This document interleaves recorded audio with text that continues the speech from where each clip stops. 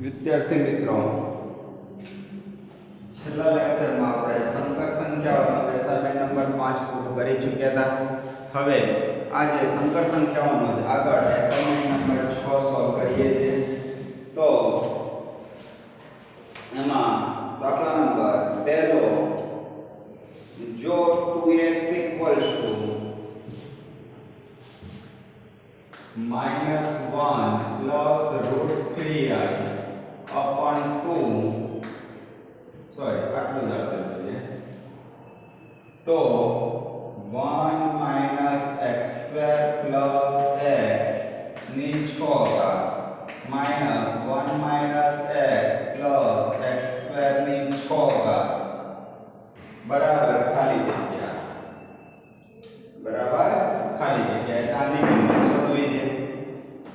તો 2 વડે પહેલા ભાગીએ તો -1 plus √3i upon 2 થશે. હવે આપણે આ થિયરી ભણી ચૂક્યા છીએ કે 1 નું ઘનમૂળ. તો 1 ના ઘનમૂળો 3 મળતા હતા, 1 ઓમેગા અને ઓમેગા સ્ક્વેર. જ્યાં ઓમેગા આ પોતે જ હતો તો x બરાબર ઓમેગા કહેવાશે. x બરાબર કેટલા થશે? ઓમેગા. તથા આપણે આવું એ જાણીએ છીએ કે 1 પ્લસ ઓમેગા વત્તા ઓમેગા સ્ક્વેર બરાબર 0 અને ઓમેગા ક્યુબ બરાબર 1. ક્લિયર? તો અહીંયા x ની જગ્યાએ ઓમેગા મૂકીએ તો 1 માઈનસ ઓમેગા સ્ક્વેર વત્તા ઓમેગા ની 6 ઘાત 1 માઈનસ ઓમેગા વત્તા ઓમેગા સ્ક્વેર ની 6 ઘાત થાય બરાબર 1 પ્લસ ઓમેગા બરાબર માઈનસ ઓમેગા સ્ક્વેર થશે. આ માઈનસ ઓમેગા સ્ક્વેર એટલે -2 ઓમેગા સ્ક્વેર ની 6 ઘાત 1 પ્લસ ઓમેગા સ્ક્વેર એટલે માઈનસ ઓમેગા એટલે -2 ઓમેગા ની 6 ઘાત. તો 2 કી ઘાત છે એટલે પ્લસ જ થશે. 64 ઓમેગા ની 12 ઘાત માઈનસ 64 ઓમેગા ની 6 ઘાત. પણ ઓમેગા ક્યુબ 1 તો ઓમેગા ની 12 ઘાતે 1 થશે, ઓમેગા ની 6 ઘાતે 1 થશે. તો જવાબ 0 થઈ જશે. ક્લિયર? આનો જવાબ આપણને 0 મળશે. દાખલા નંબર બીજો,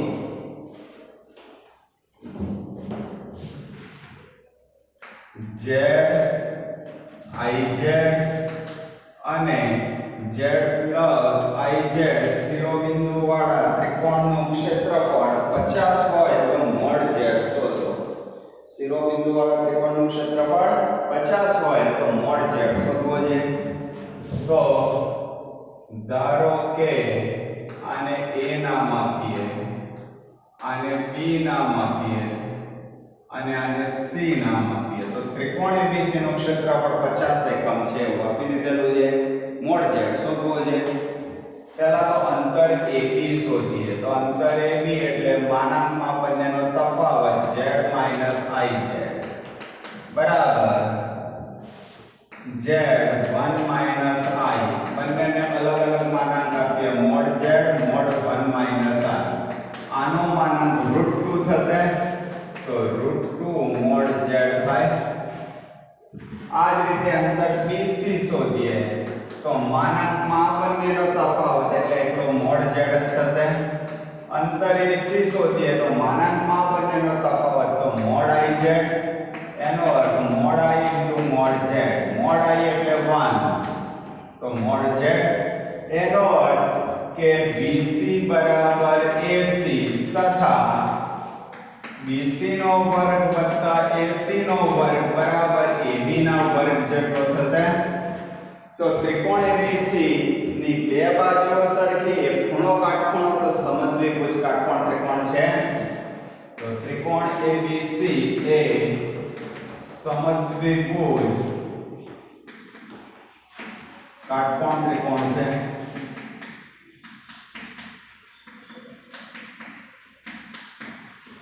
ક્લિયર? ત્રિકોણ ABC એ સમદ્વિભુજ કાટકોણ ત્રિકોણ છે. હવે ત્રિકોણનું ક્ષેત્રફળ તો પહેલાની આકૃતિ જોવા જઈએ કેવી થશે. બે બાજુઓ સરખી ને ખૂણો કાટખૂણો. કયો ખૂણો કાટખૂણો સી સમાન બાજુઓ એસી અને બીસી તો ત્રિકોણ એબીસી નું ક્ષેત્રફળ બરાબર 1/3 પાયો ગુણ્યા વેધ અહીંયા 50 1/2 બીસી એટલે મોડ ઝેડ એસી એટલે મોડ ઝેડ તો મોડ ઝેડ નો વર્ગ બરાબર 100 માટે મોડ ઝેડ બરાબર 10 થશે ક્લિયર તો આપણો જવાબ થઈ ગયો ક્લિયર હવે દાખલા નંબર 3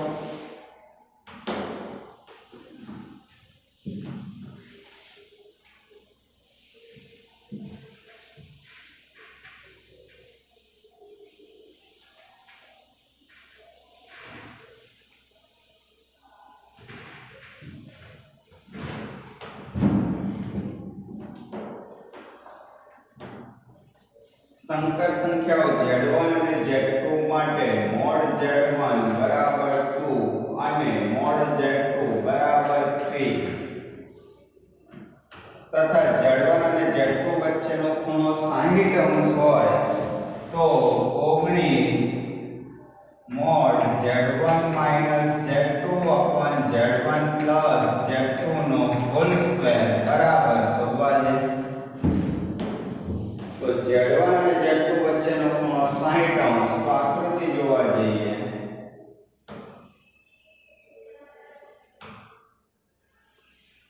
આ ટાઈપની થશે O A B C તો આ z1 આ મોડ z2 તેમની વચ્ચેનો ખૂણો 60 અંશ તો આ ખૂણો 120 અંશ થશે હવે મિત્રો આ z1 સદિશ હોય આ z2 એટલે આ z2 સદિશ તો OC કેટલો થશે તો z1 + z2 જેટલો થશે તો અહીંયા વેક્ટર અને OC બરાબર મોડ z1 + મોડ z2 થાય સદિશમાં તમે ત્રિકોણનો નિયમ ભણ્યા છો કે OA + AC બરાબર OC તો OA z1 AC z2 તો OC z1 + z2 થશે એ જ રીતે AB લખવો હોય તો એમાં ત્રિકોણનો નિયમ શું હતો તો OA + AB બરાબર OB થશે તો AB બરાબર OB - OA OB એટલે mode z2 minus mode z1 માનાંક છે એટલે ઉલટ-સુલટ કરીને લખી શકાય તો z1 - z2 થશે ક્લિયર તો સદિશમાં તમે ત્રિકોણનો નિયમ અને સપાટનો નિયમ બે વસ્તુ આવતી હતી એમાં સદિશના નિયમ એ આપણે લખ્યું છે હવે ત્રિકોણ OAC ની વાત કરીએ ત્રિકોણ OAC માં cos સૂત્ર cos 120 બરાબર OA નો વર્ગ વત્તા OB નો વર્ગ માઈનસ AB નો વર્ગ upon 2 times OA into OB થશે તો cos 120 ની કિંમત -1/2 મોડ z1 નો વર્ગ વત્તા મોડ z2 નો વર્ગ minus z1 minus z2 OA નો વર્ગ અહીંયા થોડું ખોટું લખ્યું મિત્રો AC નો વર્ગ આવે અને અહીંયા OC નો વર્ગ આવે થોડી ઉતાવળ થઈ ગઈ આજુબાજુના વર્ગોનો સરવાળો એટલે OA નો વર્ગ વત્તા AC નો વર્ગ માઈનસ સામેની બાજુનો વર્ગ એટલે OC નો વર્ગ છેદમાં 2 ઇન્ટુ આજુબાજુ તો અહીંયા OC એટલે z1 z2 નો વર્ગ છેદમાં 2 mode z1 into mode z2 AC કોના જેટલો થાય OB જેટલો તો આ z2 હતો તો આ z2 એટલે અહીંયા AC ની કિંમત z2 થશે હવે 2 × 3 6 દુ 12 આ બાજુ લઈ જાવ તો -6 2 નો વર્ગ 4 3 નો વર્ગ 9 માઈનસ z1 + z2 નો વર્ગ તો અહીંથી z1 + z2 નો વર્ગ બરાબર 19 થશે એ જ રીતે ત્રિકોણ OAB માં cos 60 બરાબર OA નો વર્ગ વત્તા OB નો વર્ગ માઈનસ AB નો વર્ગ 2 OA into OB, OA into OB. cos sin ની કિંમત 1/2 mod z1 નો વર્ગ વત્તા mod z2 નો વર્ગ minus mod z1 minus z2 નો વર્ગ upon 2 mod z1 mod z2. તો 3 દુ 6 દુ 12 ભાગ્યા 2 એટલે 6 4 વત્તા 9 minus mod z1 minus z2 નો વર્ગ. તો mod z1 minus z2 નો વર્ગ બરાબર 13 minus 6 તો 7.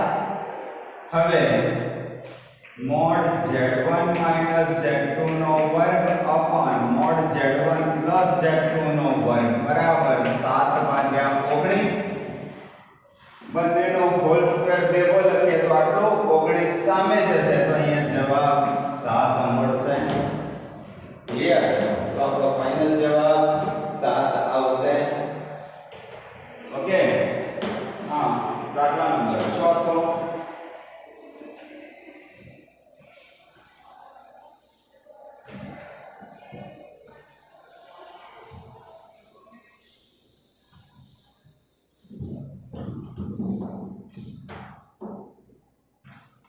जो z बराबर 4 cos थीटा कौंसમાં cos थीटा વત્તા i sin थीटा. તો z નો બિંદુ ગણ ખાલી જગ્યા છે. તો z નો બિંદુ ગણ ખાલી જગ્યા છે. તો ધારો કે z બરાબર x + iy. તો z નો બિંદુ ગણ એનો અર્થ કે x અને y ને સાંકળતું સમીકરણ શોધવાનું છે. x અને y ને સાંકળતું સમીકરણ શોધવું છે જે z નો બિંદુ ગણ હશે. તો x + iy બરાબર ગુણીકાળીએ 4 cos square theta plus i 4 sin theta cos theta. તો અહીંયા 1 plus cos 2 theta by 2 એટલે 2 રહેશે. આનું સૂત્ર 2 sin theta cos theta એટલે sin 2 theta અને 1 2 એમ રહેશે. 2 sin 2 theta. બંનેના વાસ્તવિક અને કાલ્પનિક ભાગ સરખાઈએ તો x બરાબર 2 plus 2 cos 2 theta, y બરાબર 2 sin 2 theta. માટે x - 2 બરાબર 2 cos 2 theta, y બરાબર 2 sin 2 theta. તો x - 2 નો વર્ગ વત્તા y નો વર્ગ. તો આનો વર્ગ વત્તા આનો વર્ગ એટલે 4 cos સ્ક્વેર 2 theta વત્તા 4 sin સ્ક્વેર 2 theta. તો જમણી બાજુ 4 રહેશે. તો આ શું દર્શાવે છે? તો વર્તુળ એનું કેન્દ્ર 20 ત્રિજ્યા 2 એકમ જે 20 કેન્દ્ર વાળું અને 2 એકમ ત્રિજ્યા વાળું વર્તુળ દર્શાવે છે. 2 એકમ ત્રિજ્યા વાળું વર્તુળ દર્શાવે છે. તો આપણો જવાબ શું આવશે? 20 કેન્દ્ર વાળું વર્તુળ. ક્લિયર? તો આ દાખલા નંબર 4 થયો. હવે દાખલા નંબર 5.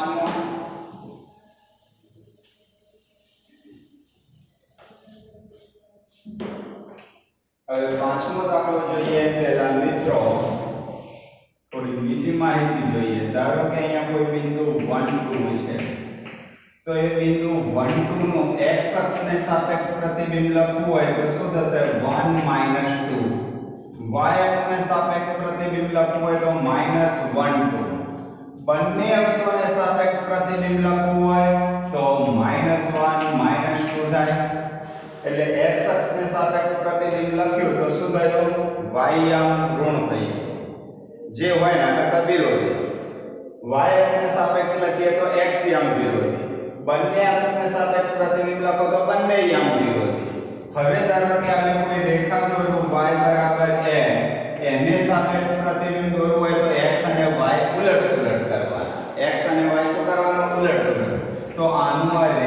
સાપેક્ષ પ્રતિબિંબ લખવું હોય તો 2 1 થઈ જશે, 1 2 નું પ્રતિબિંબ 2 ક્લિયર.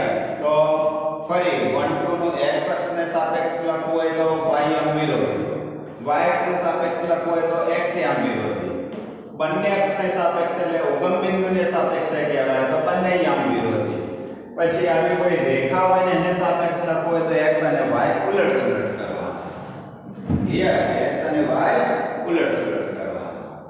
તો આનો ઉપયોગ હવે આપણા નેક્સ્ટ 5મા દાખલામાં થવાનો છે.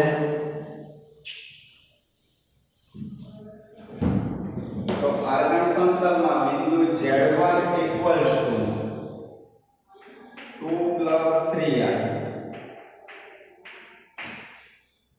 નો રેખા z i - 1 plus z bar i plus 1 equals to 0 ને સાપેક્ષ પ્રતિબિંબ ખાલી જગ્યા છે. એટલે આ બિંદુનું આ રેખાને સાપેક્ષ પ્રતિબિંબ ખાલી જગ્યા છે. તો આ રેખા કેવી પેલા એ શોધવા જવું પડશે. ક્લિયર કે આ x અક્ષ છે, y અક્ષ છે, y બરાબર x છે, x બરાબર 2y છે, કેવી રેખા છે એના ઉપર આધાર છે. તો z ની જગ્યાએ પહેલા x + iy લઈએ. તો z બાર એટલે x - iy i plus 1 equals to 0. गुणाकार करिए तो x i plus i square y minus x minus i y, x i minus i square y plus x minus i y. હવે આ બંને તો cancel, plus x minus x cancel, તો 2xi minus 2yi equals to 0. 2i વડે ભાગીએ તો x minus y બરાબર 0 માટે x બરાબર y. ક્લિયર. તો z1 બરાબર 2 plus 3i નું x બરાબર y ને સાપેક્ષ પ્રતિબિંબ કયું થશે તો x અને y ઉલટ-સુલટ કરવાના. z બરાબર 3 plus 2y છે. ક્લિયર. z બરાબર 3 plus 2y, x અને y ઉલટ-સુલટ કરવાના. તો આ મિત્રો દાખલા નંબર 5મો થયો. હવે દાખલા નંબર 6. મોટો દાખલો છે, ધ્યાન રાખજો મિત્રો. હવે 6થો દાખલો જોઈએ પહેલા 10 વર્ષ જૂની ચોપડીના એક સૂત્રનો ઉપયોગ કર્યો છે. તો પહેલા સૂત્ર સમજાવું તમને કે ધારો કે આ કોઈ રેખા છે. તો રેખાનો ઢાળ m એટલે tan થીટા કહેવાય. હવે રેખા ઉપર કોઈ બિંદુ p x1 y1 છે. તો રેખા પરના બિંદુ p x1 y1 થી મોડા અંતરે આવેલા રેખા પરના જ બિંદુઓ એટલે મોડા અંતર આ બાજુ પણ હોઈ શકે, મોડા અંતર આ બાજુ પણ હોઈ શકે. તો રેખા ઉપર કેટલા બિંદુઓ મળે બે, a અને b. તો એના આમ લખવા હોય તો x1 plus મોડા cos થીટા y1 plus મોડા sin થીટા થાય. અને બીજું બિંદુ લખવું હોય તો x1 minus મોડા cos થીટા y1 minus મોડા sin થીટા થાય. તો રેખા પરના બિંદુ x1 y1 થી રેખા પર મોડા અંતરે આવેલા બિંદુઓના યામ લખવા હોય તો શું થશે? x1 plus મોડા cos થીટા y1 plus મોડા sin થીટા અથવા x1 minus મોડા cos થીટા x1 minus મોડા sin થીટા. તો આ જે અંતર છે એ મોડા થયું. આ બે ઘટકો x1 y1. આ રેખાનો જે ઢાળ હોય એને tan થીટા કહેવાય. રેખાનો ઢાળ મળે એટલે tan થીટા મળ્યો. તો ત્રિકોણમિતિ ઉપરથી આપણે sin થીટા અને cos થીટા શોધી શકીએ અને અહીંયા આવે. ક્લિયર. તો તમારે શું યાદ રાખવાનું? રેખા પરના બિંદુ x1 y1 થી રેખા પર મોડા અંતરે આવેલા બિંદુઓના યામ બે ભેગા બોલવા હોય તો x1 plus or minus મોડા cos theta y1 plus or minus મોડા sin થીટા. ક્લિયર. તો આ રીતે યાદ રાખજો, રેખા પરના બિંદુ x1 y1 થી મોડ r અંતરે આવેલા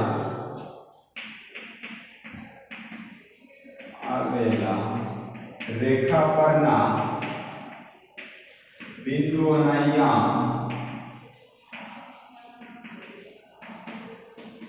તો બે ભેગા x1 plus or minus mod r cos theta, y1 plus or minus mod r sin theta છે.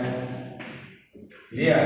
તો એક સૂત્ર તરીકે જે 10 વર્ષ જૂની ચોપડીનું છે જેનો અહીંયા હવે નેક્સ્ટ છઠ્ઠા દાખલામાં ઉપયોગ કરવાનો. ક્લિયર?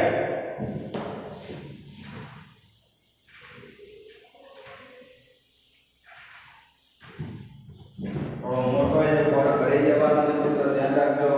શંકર સમતલમાં a અને b અનુક્રમે તો a z1 કહું જ્યાં z1 બરાબર 5 minus 2y, એનો અર્થ કે a ના યામ 5 minus 2 થશે. b z2 જ્યાં z2 બરાબર 1 plus i, એનો અર્થ કે b ના યામ 1 1 થશે. જો pz એવો બિંદુ છે કે જેથી તો ધારો કે z બરાબર x plus i y લઈએ તો p ના યામ શું થશે? xy થશે. જેથી mod z minus z1 બરાબર 2 mod z minus z2. તો ત્રિકોણ PAB નું મહત્તમ ક્ષેત્રફળ ચોરસ એકમમાં ખાલી જગ્યા છે, એટલે આપણે ત્રિકોણ PAB નું ક્ષેત્રફળ શોધવું છે. ક્લિયર? સારું, હવે પહેલા તો આપણે વર્ક કરીએ. તો z એટલે x plus iy minus 5 plus 2y થશે બરાબર 2x plus iy minus 1 minus i. તો mod x minus 5 plus i y plus 2 બંને બાજુ વર્ગ કરીએ. x minus 1 plus i y minus 1 નો વર્ગ, માનાંકનો વર્ગ એટલે x minus 5 નો વર્ગ વત્તા y plus 2 નો વર્ગ, for x minus 1 નો વર્ગ વત્તા y minus 1 નો વર્ગ. તો x square minus 10x વત્તા 25 y square plus 4y plus 4 બરાબર આનું વિસ્તરણ. તો બંનેનું વિસ્તરણને 4 વડે ગુણવાના તો 4x square minus 8x plus 4 4y square minus 8y plus 4. આ બંને જમણી બાજુ લઈ જઈએ તો 3x square plus 3y square, આને પણ જમણી બાજુ લઈ જાવ તો plus 2x, આને જમણી બાજુ લઈ જઈએ તો minus 12y. બંને બાજુ 4 4 કેન્સલ તો 25 minus 4 એટલે 21 થશે. 3 વડે ભાગીએ તો x square વત્તા y square plus 2/3x minus 4y બરાબર 7. તો મિત્રો આ તો વર્તુળનું સમીકરણ થયું. તો આનું કેન્દ્ર લખવું હોય તો પૂર્ણવર્ગ પદાવલી બનાવવી પડે, એટલે કે x plus 2/3x તો અંતિમ પદ 1/9 ઉમેર્યા. એ જ રીતે y square minus 4y અંતિમ પદ 4 ઉમેર્યું. તો જમણી બાજુએ 4 અને 1/9 ઉમેરવાના. તો x plus 1/3 નો વર્ગ વત્તા y minus 2 નો વર્ગ જમણી બાજુ 100/9 થશે. તો આનું કેન્દ્ર લખવું હોય તો અહીંયા પ્લસ હોય તો આપણે માઈનસ લેવા પડે અને માઈનસ હોય તો પ્લસ. આનું વર્ગમૂળ એ ત્રિજ્યા થશે 10/3. હવે આ કોઈ વર્તુળ થયું, એનું કેન્દ્ર આપણે લખ્યું. તો વર્તુળ પરનું બિંદુ આવું લખવું હોય p અહીંયા હોય કે અહીંયા હોય ગમે તે જગ્યાએ લેવાનું. તો આ અંતર કેટલું થશે?